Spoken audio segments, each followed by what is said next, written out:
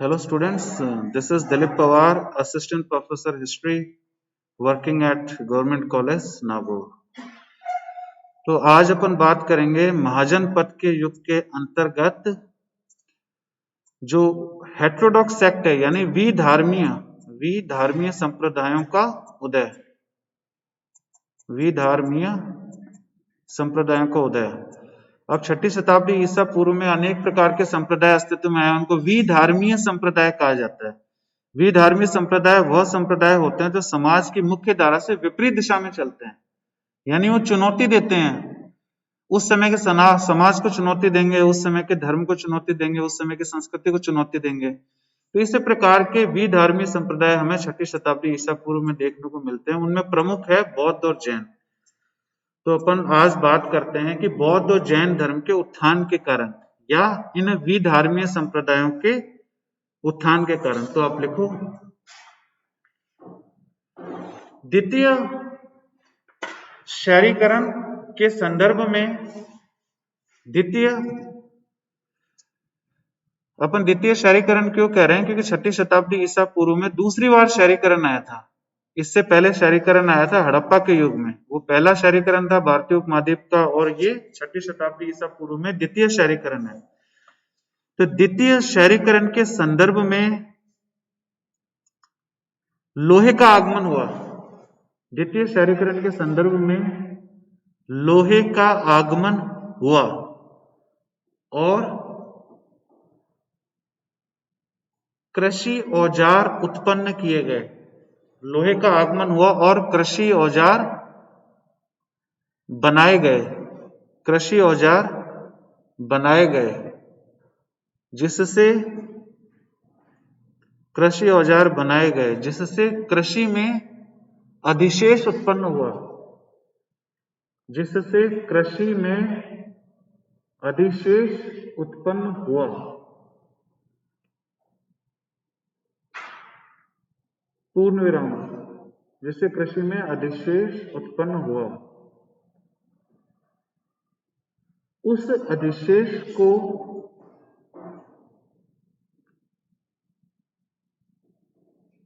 शहरों में ले जाने हेतु व्यापार और वाणिज्य, उस अधिशेष को शहरों में ले जाने हेतु व्यापार और वाणिज्य को विकसित किया गया। व्यापार और वाणिज्य को विकसित किया गया।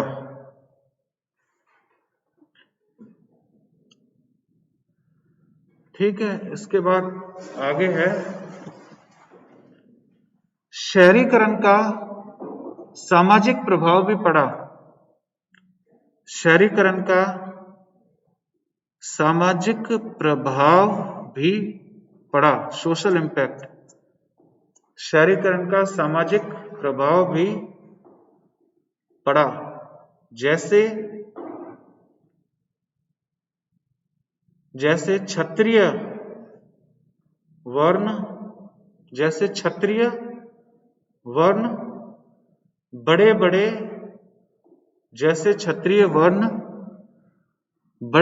भूखंडों को नियंत्रित करने लगे। जैसे क्षत्रिय वर्ण बड़े बड़े भूखंडों बड़े बड़े भूखंडों को नियंत्रित करने लगे और उनके स्वामी बन गए, लैंड ओनर बन गए और उनके स्वामी बन गए।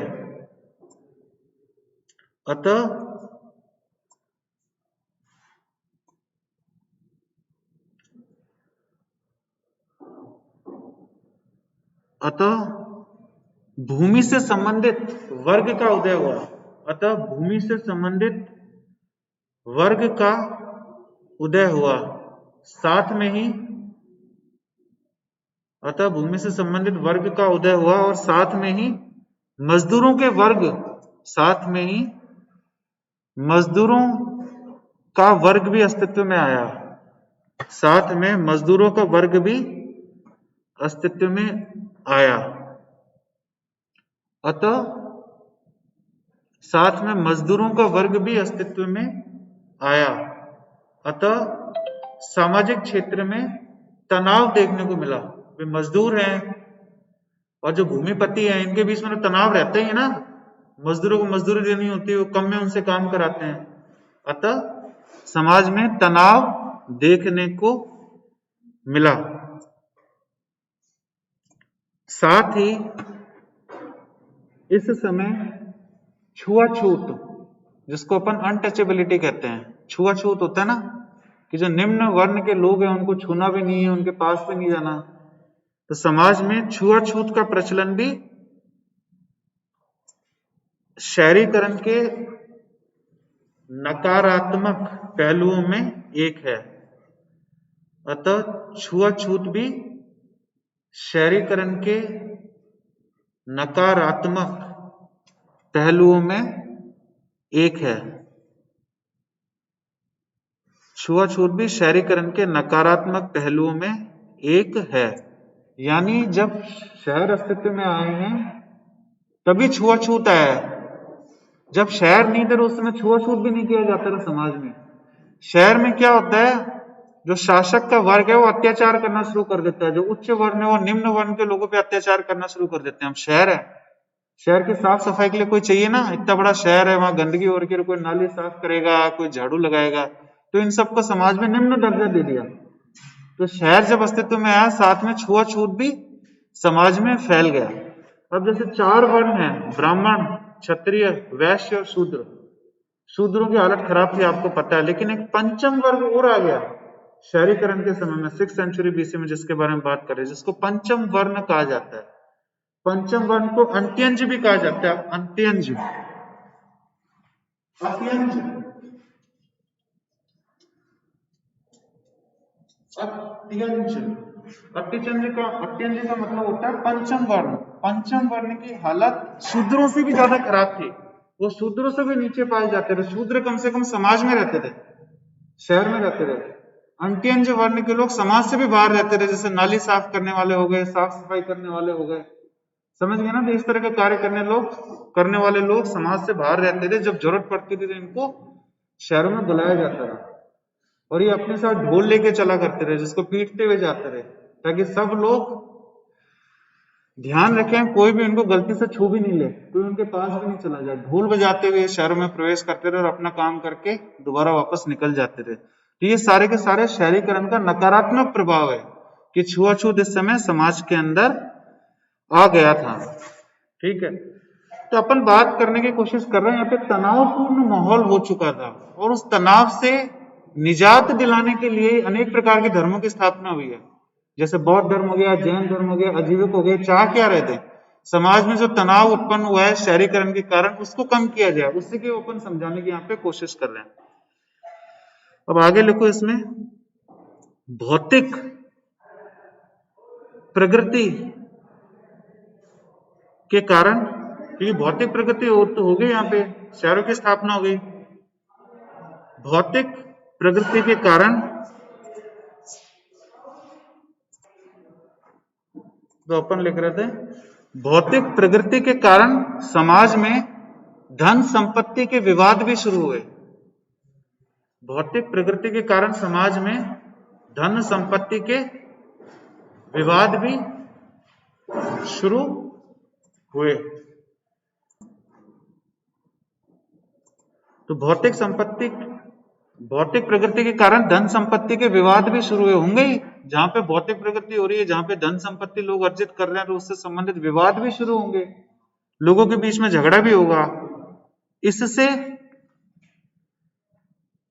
समाज तनावपूर्ण हो गया, इससे समाज तनावपूर्ण हो गया, इससे समाज तनावपूर्ण हो गया। तो समझ गए ना, अपन ने द्वितीय शहरीकरण के संदर्भ के बारे में बात की कि द्वितीय शहरीकरण के कारण ऐसा क्या हुआ कि बौद्ध और जैन धर्म का उदय हुआ है, इनका उत्थान हुआ, किस प्रकार बौद्ध और जैन धर्म लोकप्रिय हुआ। फिर इसमें आगे लिखो, इसके विपरीत बौद्ध और जैन धर्म ने इसके विपरीत बौद्ध और जैन धर्म ने कोई जटिल परिकल्पना नहीं दी। हाइपोथेसिस जिसको अंग्रेजी में कहते हैं, हाइपोथेसिस। हाइपोथेसिस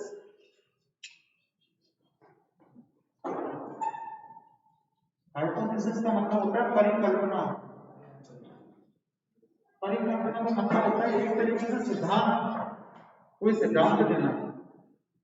तो बौद्ध धर्म ने कोई जटिल परिकल्पना नहीं दी, यानी जो बौद्ध धर्म के सिद्धांत है सीधे और सरल है, सबके समझ आ जाएंगे। कोई बड़ी बड़ी दार्शनिक बातें नहीं की है बौद्ध धर्म के अंतर्गत। कहने का मतलब ये है कोई जटिल परिकल्पना नहीं दी, इनके जो भी सिद्धांत है वो आम जीवन से संबंधित है। समझ गए ना, लोगों का जीवन अच्छा करने से संबंधित है बौद्ध धर्म के जो सिद्धांत है। समाज में जो नकारात्मकता है आगे थी उनको दूर करने के तरीके बताए, सिंपली क्योर। कोई दर्शन शास्त्र के बारे में बड़ी बड़ी बातें नहीं की गौतम बुद्ध ने यहाँ पे, ठीक है। और साथ ही दैनिक दिनचर्या, और साथ ही दैनिक दिनचर्या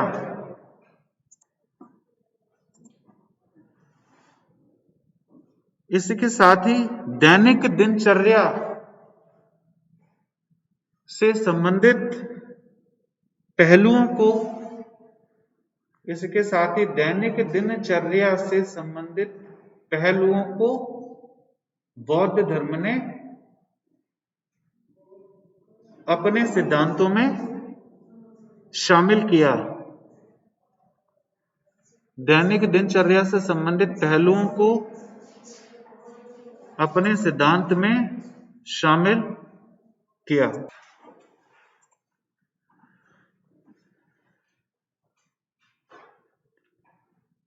ठीक है। धन और सामाजिक, मैंने क्या लिखा था? हाँ, तो इन पहलुओं को अपने सिद्धांतों में शामिल किया। दैनिक दिनचर्या से संबंधित पहलुओं को अपने सिद्धांतों में शामिल किया बौद्ध और जैन धर्म ने। अतः शहरीकरण के, वही चीज दोबारा लिख रहा हूं दूसरी लैंग्वेज में, अतः शहरीकरण के नकारात्मक पहलुओं से, अतः शहरीकरण के नकारात्मक पहलुओं से निजात लोगों को, अतः शहरीकरण के नकारात्मक पहलुओं से लोगों को निजात दिलाने हेतु, अतः शहरीकरण के नकारात्मक पहलुओं से लोगों को निजात दिलाने हेतु बौद्ध और जैन धर्म की स्थापना की गई। बौद्ध और जैन धर्म की स्थापना की गई।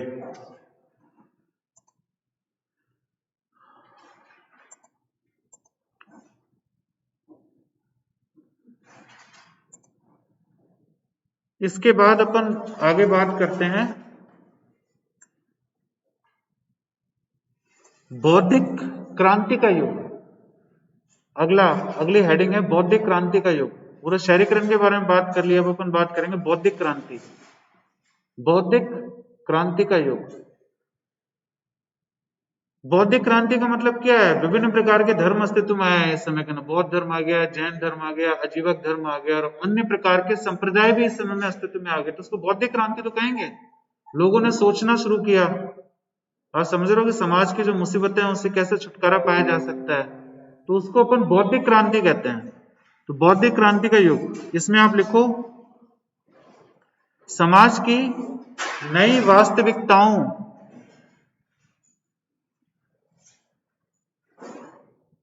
समाज की नई वास्तविकताओं को समझकर, क्योंकि नया समाज उत्पन्न हो रहा था शहरीकरण के कारण, समाज की नई वास्तविकताओं को समझकर, समाज की नई वास्तविकताओं को समझकर सामान्य जन की,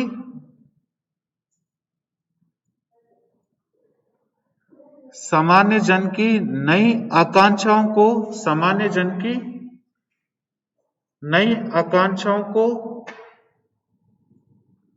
पूर्ण करने की कोशिश की। नई आकांक्षाओं को पूर्ण करने की कोशिश की गई।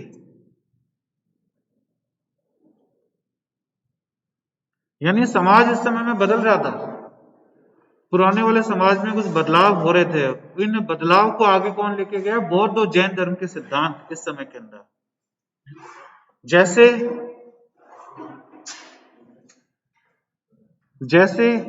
पूर्व में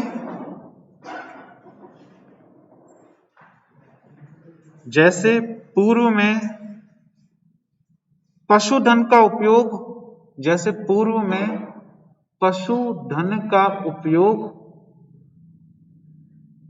यज्ञ में बलि देने के लिए किया गया। जैसे पूर्व में पशुधन का उपयोग यज्ञ में बलि देने के लिए किया गया, जबकि इस समय के समाज में